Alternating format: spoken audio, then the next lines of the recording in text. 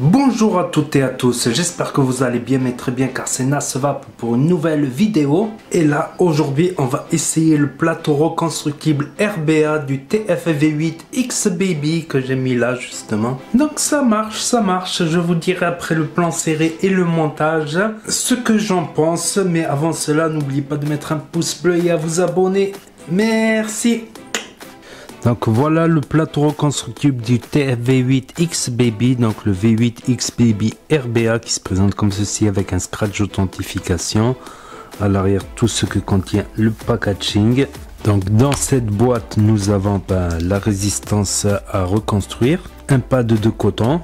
Et là, une clé Allen, un joint de rechange et des vis de rechange. La résistance reconstructible se présente comme ceci avec une petite gravure smoke ici. Là, nous pouvons voir des petites arrivées de liquide de part et d'autre. 1080 pg, ça devrait passer normalement. Ici, les arrivées d'air, donc l'air il va arriver par là.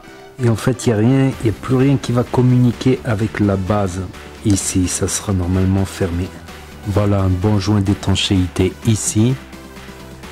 Donc on va dévisser le tout et on va regarder à l'intérieur. Donc là nous voyons deux petites encoches donc qui vont aller s'installer ici et là, sinon on ne pourra pas le refermer de toute manière.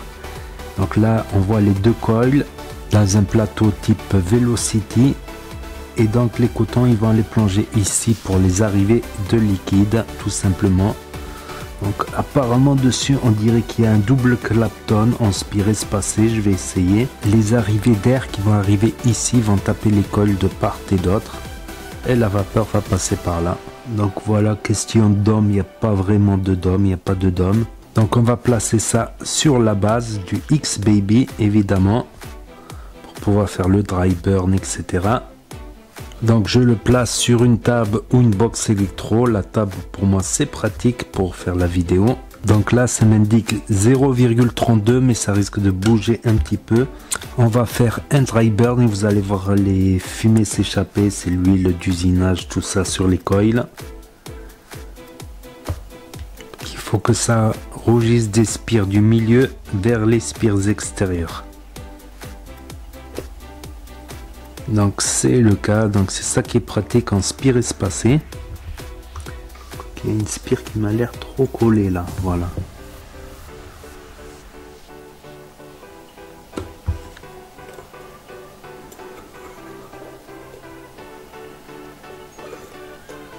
Donc apparemment on est sur un diamètre de 2,5 et on va faire chauffer une dernière fois que ça rougisse bien des spires du milieu aux spires extérieures. Donc c'est le cas, on va laisser refroidir et on va passer au cotonnage maintenant. Donc le coton, toujours dans le sens de la fibre, on fait une petite pointe d'un côté pour faciliter l'entrée. On fait rentrer d'un côté et on vient chercher de l'autre. Pareil de l'autre côté, on cherche en tir, il faut que ça passe facilement mais qu'il y ait un peu de résistance, ça passe pas trop facilement non plus. Donc on va couper l'excédent qu'on a fait en pointe, comme ça qu'on a trop tassé, hop. On peut aérer les cotons en enlevant quelques brindilles de part et d'autre. Voilà, on peut couper un petit chouïa quand même. Ça a l'air d'être un peu trop long. Un tout petit peu, pas trop non plus. Voilà, faut que ça dépasse environ le diamètre de la base là. Ensuite, on prend le coton et on le fait rentrer à l'intérieur. Voilà. Pareil de ce côté-là. Et pareil de ce côté. Et pareil ici aussi. Ensuite on va passer à l'étape du juice. On met du juice sur le coil mais aussi sur les cotons. Il faut bien que tous les cotons soient bien humidifiés. Une fois que les cotons sont bien humidifiés, on va faire un petit test de fire pour voir si tout marche bien. Et ça a l'air de bien marcher. Donc on va y remettre un petit peu de liquide et on va refermer tout ça. Donc, comme je vous ai dit, pour pouvoir refermer, il va falloir mettre les deux petits chichous ici aux bons endroits. On fait attention qu'il n'y ait pas du coton qui dépasse, sinon on va avoir du mal à fermer. Voilà, les deux petits trucs là, ils vont se mettre en haut et en bas. Voilà, et ensuite on peut revisser. Ensuite on peut enlever la base. Je remets un petit coup de vissage, pas trop non plus, mais ni trop ni pas assez. Ensuite on peut remettre le haut comme ceci, donc j'ai mis la bubble. Ensuite on peut procéder au remplissage.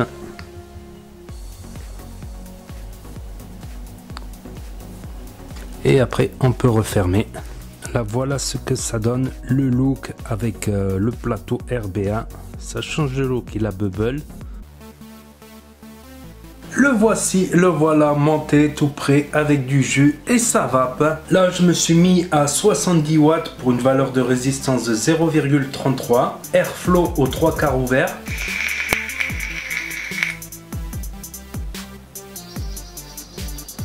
Là à 80 watts, airflow bien ouvert, tout ouvert.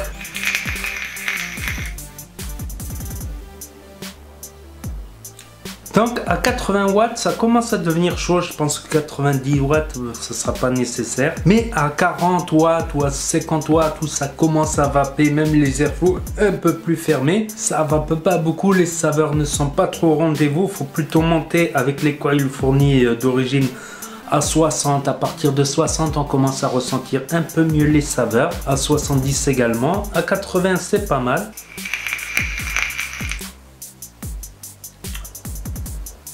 Donc production de vapeur pas mal. Concernant la capillarité, dans le montage vous avez vu que j'avais mis les cotons jusqu'au fond de la cuve. Ensuite pour avoir une meilleure capillarité, j'ai coupé chaque côté du coton afin que les cotons ne touchent pas précisément le fond de la cuve ou à peine quoi. 1 mm au-dessus de la cuve et là il y a une meilleure capillarité je trouve, franchement il y a une meilleure capillarité, les saveurs sont un peu mieux.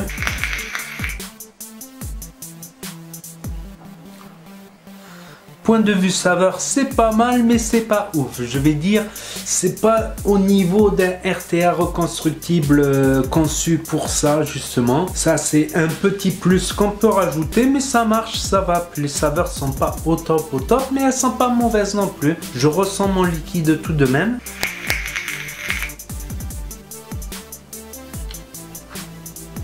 Les saveurs ça passe, mais peut-être que si j'y aurais mis des Fuse Clapton à moi ça serait un petit peu meilleur.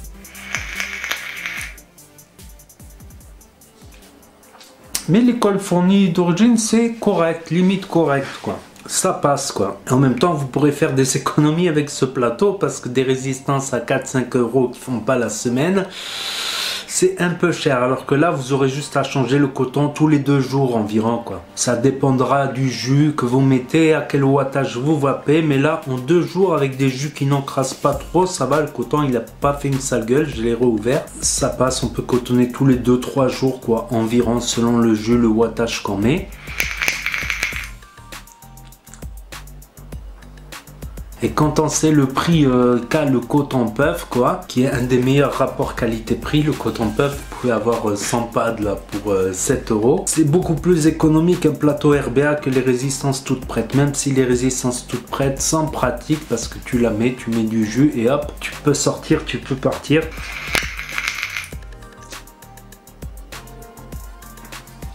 Donc ça passe, ça peut totalement se vaper. Je trouve que c'est moins bon qu'un double coil RTA, que les meilleurs double coil RTA qui se font en ce moment. Mais ça passe, voilà. En conclusion, je lui mettrai une note de 7 sur 10, allez, 6,5 sur 10. 6,5, entre 6,8 sur 10, allez. Je vais être gentil, 6,9 sur 10. Presque 7 sur 10 quand même, parce que ça se vape, il n'y a pas de problème. Après, zéro fuite, quand on cotonne beaucoup, il y a zéro fuite, zéro glou-glou. Ici on laisse juste un petit espace entre le coton et le fond de la cuve, c'est à dire qu'on coupe les cotons un peu plus courts, ça ne fuit pas, il n'y a pas de glou-glou non plus.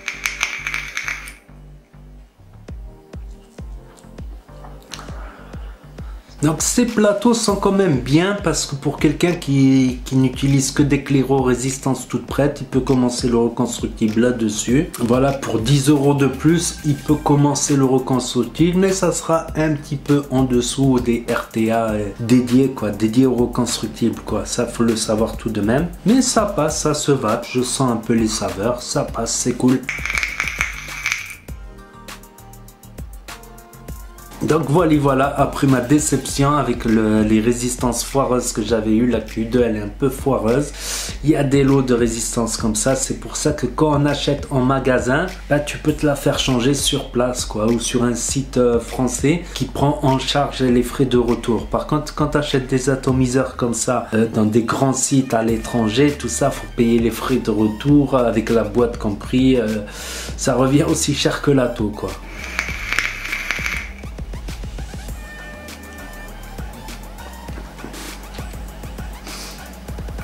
Voilà mon petit retour d'expérience sur ce plateau RBA qui a le mérite d'exister, c'est une option en plus quoi. Ça peut être très économique quoi pour ceux qui aiment bien la grosse vape mais que voilà, ils se mettent au reconstructible, ils n'ont pas beaucoup de moyens pour acheter un RTA 30-40 euros. Là, pour 10 euros simplement, ben, vous avez un plateau et vous pouvez faire des petites économies en attendant un mois meilleur où vous pourrez vous payer un vrai RTA à 30-40 euros, réputé saveur, etc.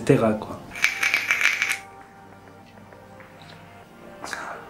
Donc n'hésitez pas à vous abonner si vous voulez suivre mes prochaines vidéos. N'oubliez pas de cliquer sur la cloche pour avoir les notifications quand vous rentrez sur la page YouTube. N'oubliez pas les pouces bleus, les pouces bleus, les pouces bleus, sinon vous aurez un dry hit et votre atto va fuir de partout.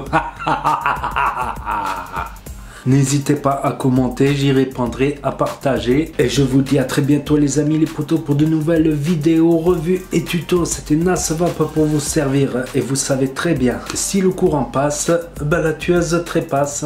Et ça va peu bien.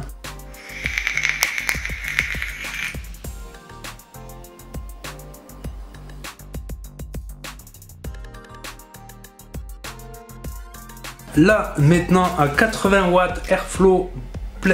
Non. Donc, à 80 watts, ça peut paraître... Non.